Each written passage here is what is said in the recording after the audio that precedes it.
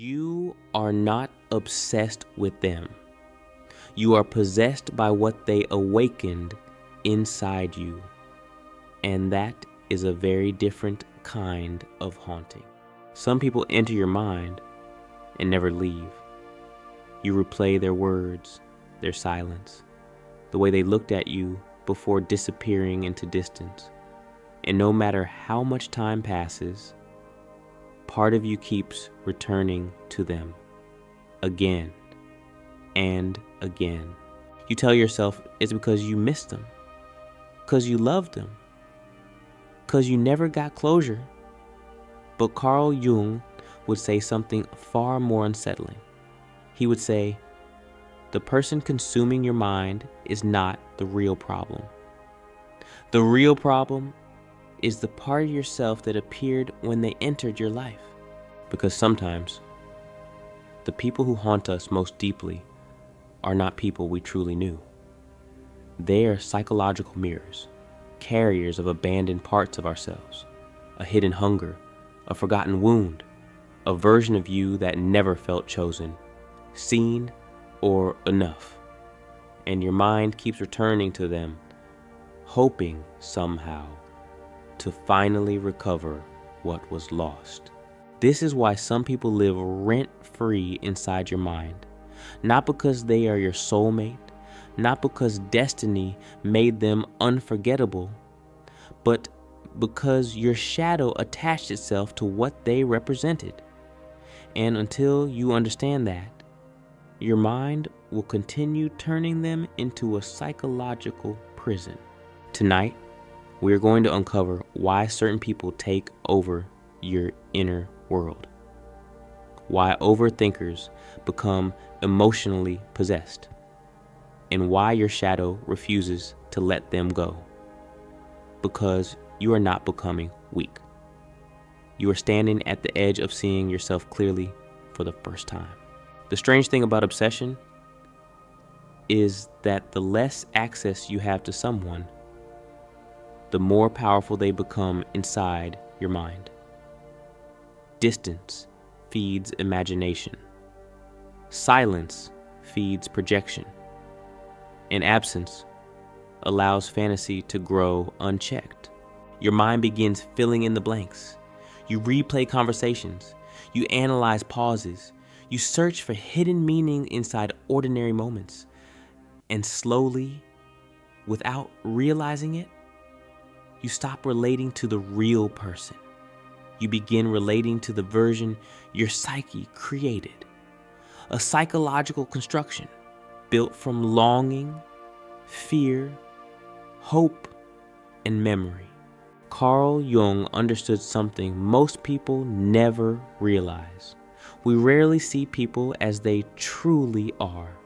We see them through the lens of our unconscious, through our wounds, through our unmet needs, through our shadow. And when someone occupies too much space inside your mind, what you are often attached to is not the person themselves, but what they symbolize to you. Maybe they represented validation. Maybe they represented safety. Maybe they represented the feeling of finally being chosen. Or maybe they carried qualities you buried inside yourself long ago. Confidence, freedom, power, emotional distance, the ability to walk away. And your psyche became hypnotized by what you lost in yourself. This is why obsession feels so personal, because part of you believes if you could finally be loved by them, understood by them, chosen by them, then maybe the wounded part inside you would finally heal. But a deeper truth is harder to accept.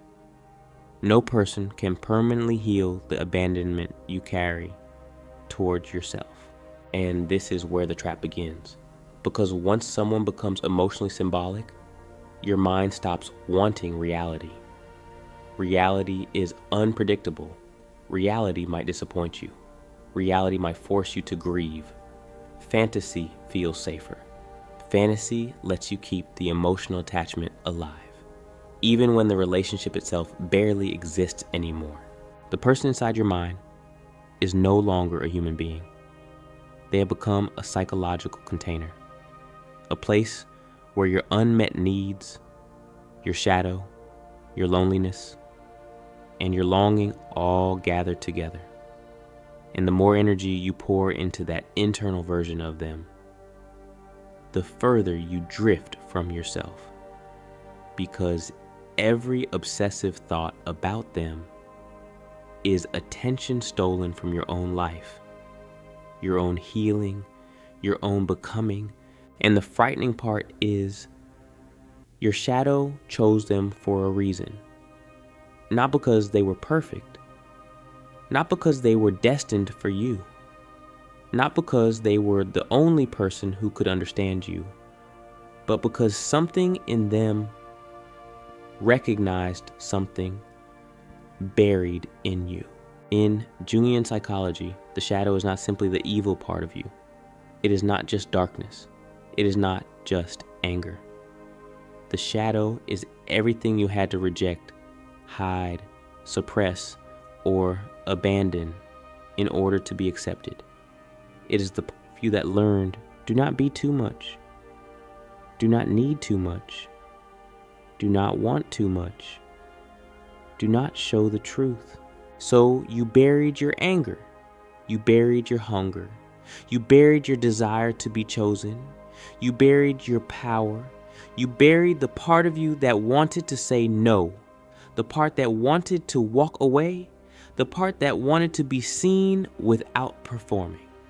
And over time, you called that burial being nice. You called it being mature. You called it being easy to love. Then someone appeared. Someone distant, confident, unavailable, magnetic. Someone who carried the qualities you were never allowed to own. Maybe they had the freedom to leave. Maybe they had the coldness to not explain themselves. Maybe they had the confidence to take up space. Maybe they had the power to make you wait.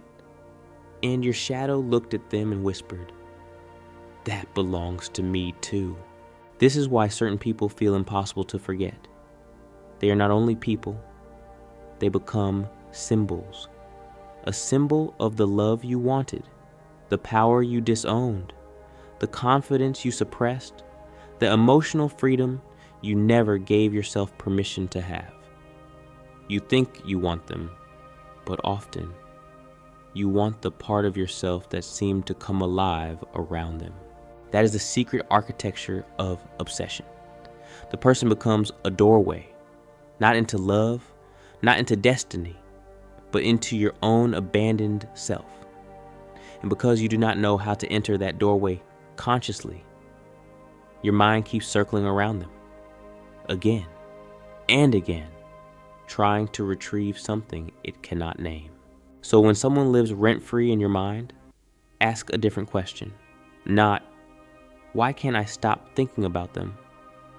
But, what part of myself did they awaken that I am still afraid to reclaim? Because your shadow is not asking you to chase them. Your shadow is asking you to come home. The mind does something dangerous when it cannot let someone go. It stops seeking truth and starts seeking emotional survival. Because reality is painful. Reality forces endings. Reality forces grief. But fantasy keeps the emotional attachment alive. So your mind replays them again and again. You imagine conversations that never happened. You rehearse explanations. You imagine them finally understanding you, finally choosing you, finally becoming the person you hoped they would become. And for a moment, the fantasy gives relief. A temporary illusion of closeness. A temporary illusion of control. But the fantasy was never about them. It was about avoiding the emptiness that appears when they are gone. Because if your mind stopped replaying them, you might finally have to face the silence underneath. the loneliness, the grief, the rejection, the terrifying feeling that no one is coming to rescue you from yourself. And this is why emotional obsession feels addictive. Not because the relationship was always meaningful, but because the fantasy protects you from collapse. As long as they remain emotionally alive inside your mind, you do not have to fully mourn them. You do not have to fully release hope. You do not have to fully return to yourself. Carl Jung understood something painful about the human psyche. We do not cling only to people. We cling to unfinished emotional stories. The psyche hates unresolved longing. It hates ambiguity. It hates uncertainty. So it keeps returning to the person, trying to mentally complete what emotionally never resolved. But no amount of thinking can finish a wound that requires grieving. This is why some people stay trapped for years, not in relationships, in mental relationships. Relationships made of imagination, projection, memory, and emotional hunger. The real person may already be gone, but the fantasy version continues living inside the psyche like a ghost, and ghosts are difficult to release when they are protecting you from pain. But eventually, the fantasy becomes a prison. Because while your mind is busy replaying them, your real life waits, your healing waits, your future waits, your nervous system stays trapped inside emotional anticipation, hoping for a message, a sign, a return that may never come. And the deeper tragedy is this: the longer you remain psychologically consumed by them, the longer you postpone becoming yourself. Because obsession keeps your attention locked outward, but healing begins the moment your attention finally returns inward. The moment you stop asking, "How do I get them back?" and start asking, "What pain inside me still needs to be faced?" And the moment you face that pain, your power begins returning. Not loudly, not dramatically, not through revenge, but quietly, through the simple act of taking your attention back. Because every obsessive thought about them is a small transfer of power. Every time you replay their silence, you make them larger inside your psyche. Every time you decode their behavior, you train your nervous system to orbit around them. Every time you imagine what they think of you, you leave your own body and enter the courtroom of their approval. This is not love. This is not intuition. This is not just caring too much. This is psychic energy leaking away from your own life. And Jung would say, that energy has to be withdrawn. Not because the person is evil, not because you must hate them, not because you must erase them, but because no human being was meant to become the center of your inner world. Withdrawing projection does not mean you stop feeling. It means you stop feeding the fantasy. It means you let the real person be real again.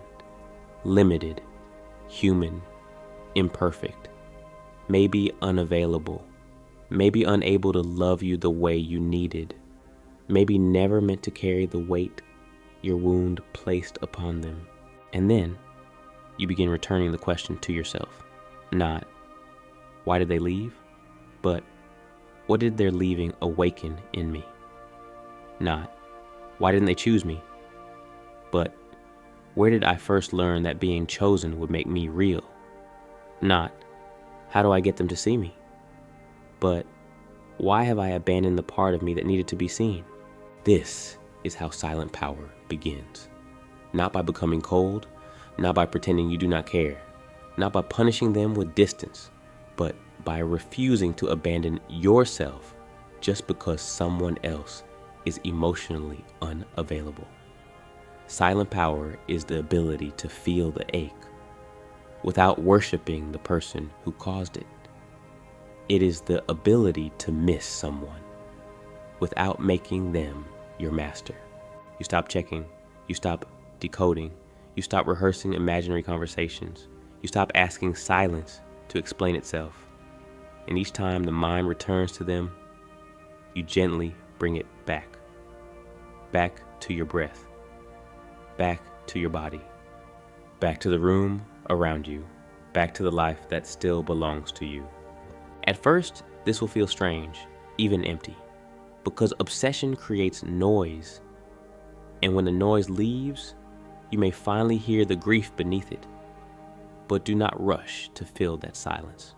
Do not run back to the fantasy just because reality feels quiet. The silence is not punishment. The silence is where yourself begins speaking again. And when you can sit with that silence without reaching for them, something powerful happens. You realize you were never trying to get them back. You were trying to get yourself back. And once you understand that, everything they revealed begins to change. Because maybe they were never the destination. Maybe they were the mirror. Maybe they were not here to complete you, but to show you where you were still missing from yourself.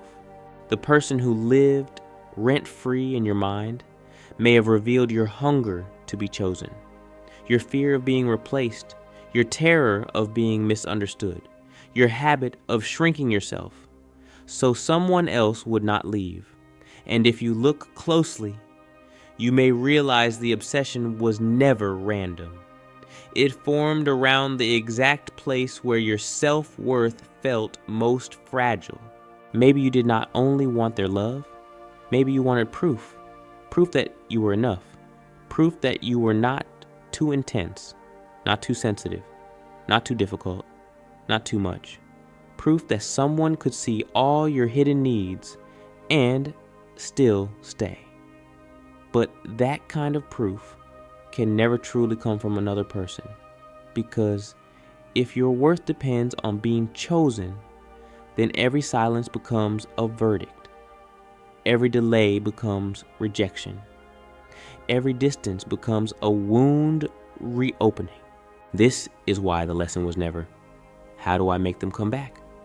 The lesson was, why did their absence make me disappear? Why did their silence become louder than my own voice? Why did their approval feel more real than my own inner knowing? Why did I give one person the power to decide how valuable I am? These are not easy questions, but they are the questions that return you to yourself. And maybe they also revealed your boundaries, where you tolerated confusion, where you accepted crumbs, where you kept explaining pain away because the fantasy felt better than the truth. Maybe they showed you how quickly you abandon your own peace when someone gives you just enough attention to keep hoping, but never enough presence to feel safe. But do not turn this into hatred. Do not turn your awakening into bitterness. They may have hurt you. They may have confused you. They may have awakened something they never intended to hold. But your healing does not require making them a villain. It only requires seeing clearly, seeing what happened, seeing what you projected, seeing what you needed, seeing what you can no longer betray in yourself. Because the real awakening is not realizing they were wrong for you. The real awakening is realizing where you were absent from yourself, where you ignored your body, where you silenced your anger, where you negotiated with your intuition, where you made excuses for what hurt, where you waited for someone else to give you permission to choose yourself. And now, You do not need to make them disappear from your mind by force. You only need to understand what they came to reveal, because when the message is received, the messenger loses its power. And when you finally stop chasing the mirror, you begin meeting the person who was reflected there all along, you. And from that moment, you begin to understand something deeper. You were never incomplete. The obsession only convinced you that you were, because when someone becomes the center of your inner world, it starts to feel as though your wholeness depends on them. But it never did. The human mind does something tragic when it feels empty. It searches outside itself for completion. Another person, another message, another sign, another chance. And for a while, it feels comforting to believe someone else contains the missing piece of you. But Jung understood something most people spend their whole lives avoiding. Wholeness cannot be borrowed from another human being. It must be remembered within yourself. And maybe this entire experience was never about losing them. Maybe it was about losing contact with yourself, losing your boundaries, losing your inner voice, losing the ability to sit quietly with your own life without needing someone else to emotionally occupy it. Because when your relationship with yourself weakens, the mind becomes desperate for external attachment. Anything to avoid the silence within. But the silence was never empty. The silence was where your real self was waiting, quietly, patiently, beneath all the mental noise, beneath the longing, beneath the fantasy, beneath the fear of being alone. There was always a deeper part of you, asking to be noticed, not by them, by you. And this is the paradox Carl Jung understood. The less desperately you need someone, the more capable you become of truly loving them. Because real love is not possession. It is not obsession. It is not psychological dependency. Real love leaves space. Real love allows truth. Real love does not require abandoning yourself to maintain connection. And maybe for the first time in your life, you are beginning to understand the difference between attachment and wholeness. Attachment says, I need you so I can feel complete. Wholeness says, I can love you without losing myself. Attachment fears silence. Wholeness can rest inside it. Attachment chases. Wholeness chooses. You are not becoming cold. You are not becoming distant. You are not becoming incapable of love. You are simply learning that your inner world should not be ruled by another person's presence or destroyed by their absence. And that realization changes everything. Because now, your attention can finally return to your own becoming, your own life, your own soul. And maybe that was the true purpose of the person who haunted your mind.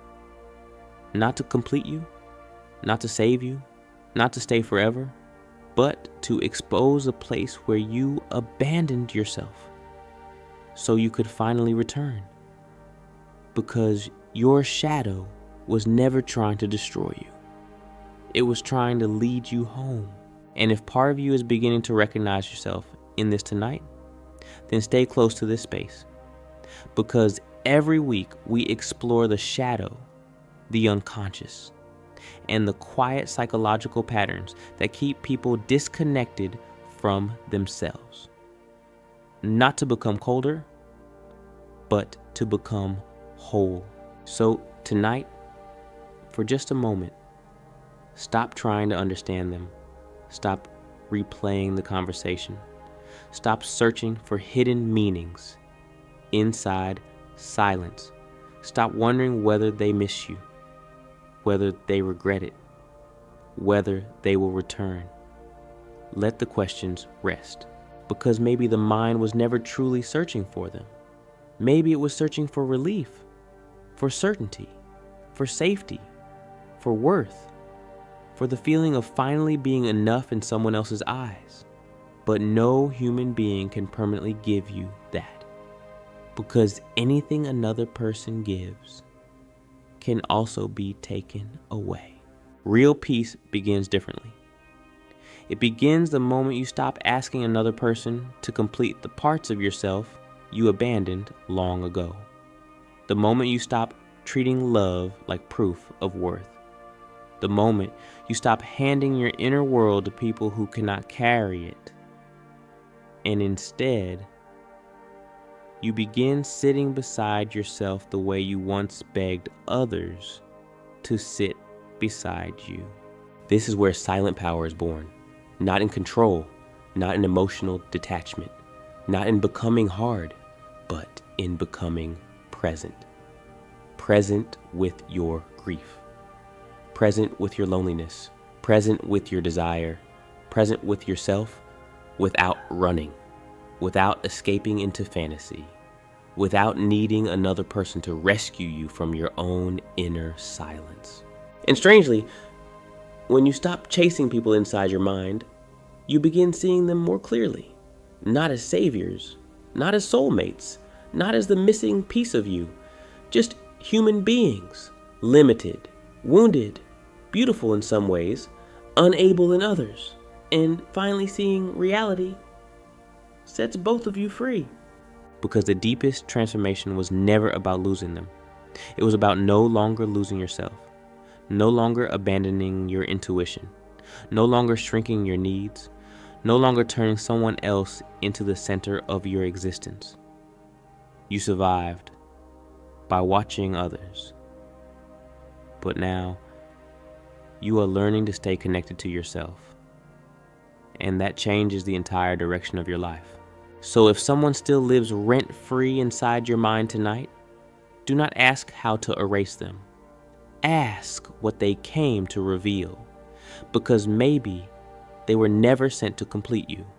Maybe they arrived to guide you back to the parts of yourself waiting to come home. You are not becoming cruel. You are becoming whole.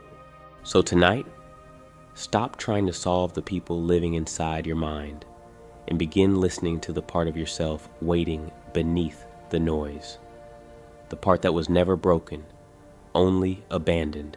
Sleep well and come back to yourself.